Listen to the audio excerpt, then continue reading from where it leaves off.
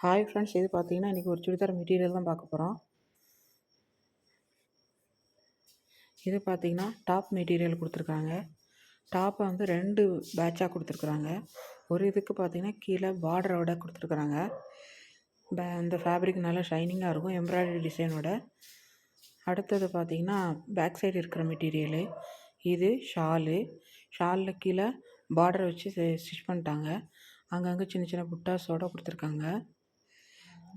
அடுத்தது பார்த்திங்கன்னா pant material வந்து ரொம்ப ப்ளைனாகவே இருக்கும்.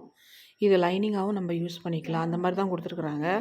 ஓகே, பாய்.